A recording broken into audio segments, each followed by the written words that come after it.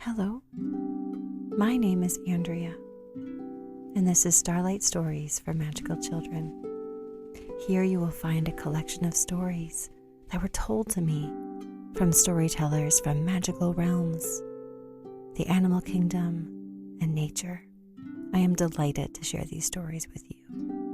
And maybe as you listen, you'll find that life really is magical, and so are you. Our storyteller today is a troll named Desi. She lives in a troll village in an enchanted forest that's hidden away. Now, I know trolls do have a reputation for being unfriendly and causing trouble. But in this village, the trolls all live in harmony with each other and with the forest. Now, this enchanted forest, it is really something. The trees are so ancient and wise, and they are also impressively large. I mean, think of the largest tree you've ever seen, and then imagine if that tree was 10 times that size. And just maybe it would be as big as the trees in this enchanted forest. Since these trees are so enormous, their branches are also big, and the leaves grow so densely that the sunlight can hardly get through. It's quite dark in this enchanted forest. The troll's eyes have adapted and they can see pretty well, but they'll still use lanterns to light their way. Another thing, in this troll village, they don't live in houses or cottages, but they actually live in the trees. You might be thinking that I'm talking about tree houses, but they actually live in the trunks of the trees. That is how huge these trees are. Each troll has their own tree. Of course, the baby trolls and the children trolls stay with the grown-up troll, and the trees are quite intelligent and magical, so they naturally expand to accommodate the little ones. But once the little trolls grow old enough and aren't so little anymore, it is customary for them to find their own tree home. And this is where Desi takes over to share her story. So let's begin. Today was the day Desi had officially grown old enough to move into her own tree home. The last few weeks leading up to this day, she spent her time taking turns living in the trees of all of her closest family members. Her mama, her papa, her grandmama, her grandpapa, her aunties, and even her big sister Mossy. What was so fun was not just getting to spend time with her family members, but she loved to see how everyone's tree homes were so unique. Each tree home came with the same basic furniture and supplies. You can imagine a bed, a table, an assortment of dishes and cookware, and even a stove that was used both for cooking and heat. However, each tree had a personality that matched the personality of the troll that lived inside it, which meant that there were some unique touches. And what's really interesting is that these things were not decided by the troll, but the tree decided. When Desi was visiting her family, she noticed that in her mama's tree, the tea kettle was an emerald green with golden speckles. But in her grandpapa's tree, his tea kettle looked like it was actually made from a stone with a pattern of bright red mushrooms on it. And then in her sister's tree, there was one tree wall where ivy was growing, but it always grew in a perfect spiral. But in her grandmama's tree, there was one tree wall that was the color of the sunrise. As Desi was lying in bed dreaming about what her day would bring and what her own tree home would look like, what she was mostly thinking about that morning was not necessarily the color of her tea kettle or how her walls might be decorated. What she was thinking about was painting. You see, not only did the tree choose the decorations, but the tree also provided items to help connect each troll to whatever brings them joy. Desi loved painting, and she had recently been playing around making really vibrant paints with some of the beautiful plants in the enchanted forest. She was imagining that maybe her tree home would have something like an easel or a wooden paint palette, and definitely a nice set of paintbrushes. But Desi also knew that she could be surprised.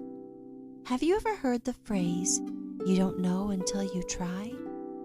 For as much as painting was absolutely a source of joy for Desi, she also knew that she hadn't tried everything yet.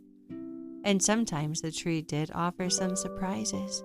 Desi was thinking about when her papa had his tree finding ritual. He was shocked to see his tree had provided him with cake pans, cupcake tins, mixing bowls, and loads of ingredients to bake. He had never baked anything in his life, but it only took one cake until he was completely in love with baking. "Desi, it's time for breakfast," she heard her mama call out. This woke Desi up from her daydream. Time to get going, she thought. Desi joined her mama in the kitchen for some tea and freshly foraged leaves and spring berries for breakfast. "Good morning," Mama greeted her. "How are you feeling about your home-finding ritual today?" Mama asked. Desi replied, "Mostly ready, though I guess I am a little nervous." "I understand. It can be hard to trust that the tree knows you as well as you know yourself. Or maybe even better." Mama smiled at Desi. "Now, do you have your baskets of mushrooms ready to go and your candle for your lantern?" Mama asked. "Yes, I'm all set," Desi replied. After they finished their tea, they lit their lanterns, and Desi and Mama grabbed their large baskets that were full of little white mushrooms that they had found the day before. They headed out into the enchanted forest, beginning their search for Desi's home. Desi had been hoping to find a tree close to her grandmama, so she asked to start looking near there. She followed Mama over to her grandmama's tree, and they looked around. There was one empty tree nearby. Desi felt her heartbeat pound hard in her chest. Would this be her home? There was only one way to know for sure. Desi walked up to the tree and stood beside it. She put one hand on her chest and felt her heartbeat. And then she put her other hand on the tree trunk, and she felt the tree's heartbeat. The rhythms of the heartbeats were different. This tree was not her home. She knew that her tree would share the same heartbeat rhythm as her own. Desi's face fell. Her mama squeezed her shoulders. "You know, when I was searching for my tree, the one I thought I wanted right away wasn't mine either. It's okay to feel the disappointment for as long as you need to. I'm here when you're ready to continue your search." Desi let herself feel the disappointment, standing still as the wave of feeling moved through her body. And then she started to feel calmer. After the disappointment was completely gone, she looked at Mama. "Let's go." "Where do you want to check next?" Mama asked her. "Well, I think I'm going to follow my heart this time." She turned towards the direction of the north, and her whole body immediately tensed, and her heart clenched. "Okay, not that direction." She turned towards the south, and again her body tensed and her heart clenched. "Ooh, not that way either." Then she turned towards the west, and this time she felt her heart open and her whole body relax. "This way," she said to her mama. They headed west, and it didn't take long before she found another empty tree. She stood right next to the tree, put one hand on her chest and felt her heartbeat, then put her other hand on the trunk of the tree and felt the tree's heartbeat.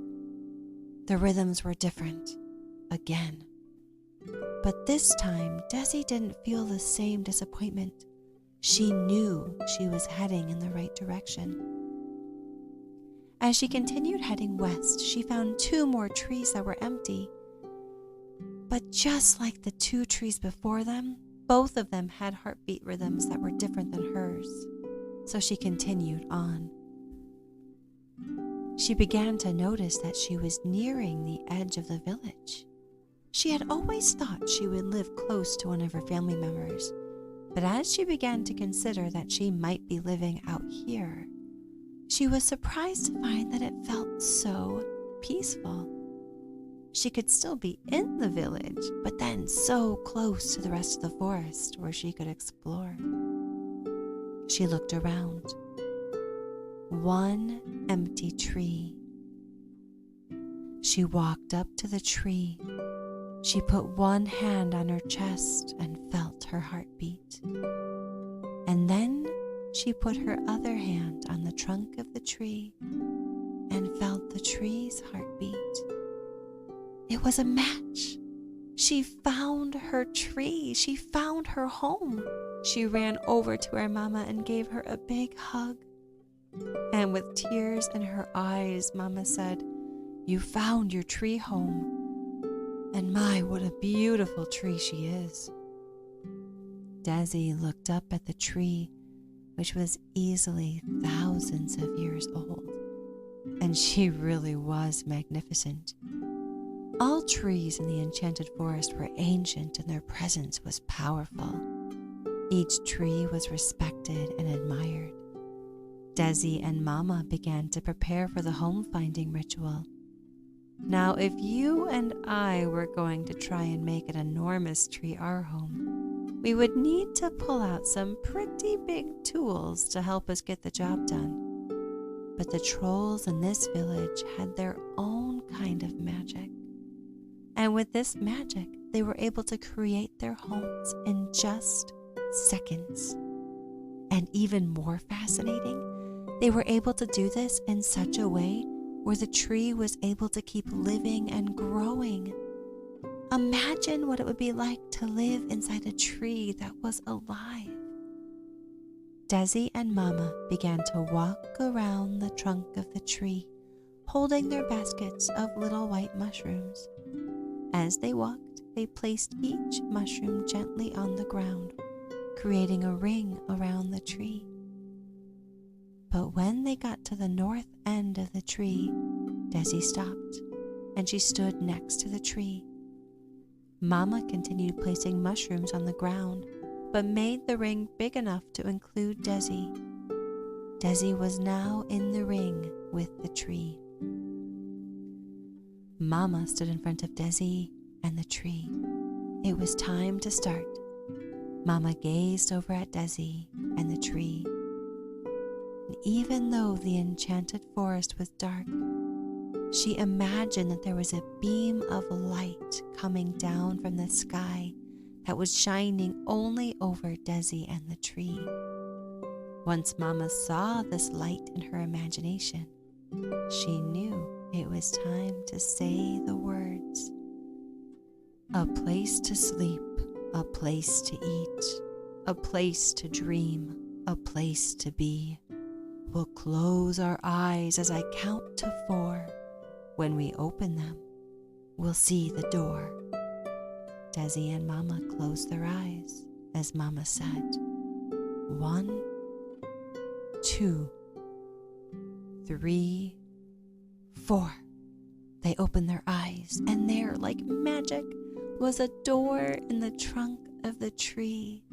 Desi and her Mama walked up to the door. Desi gently opened the door, and they stepped inside. Desi instantly felt that this was her home.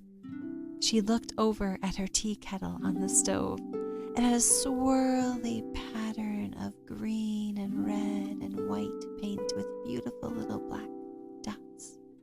and she looked over at her wall, and there were paintings of all of the plants that she had found in the enchanted forest that she had used to make her paints.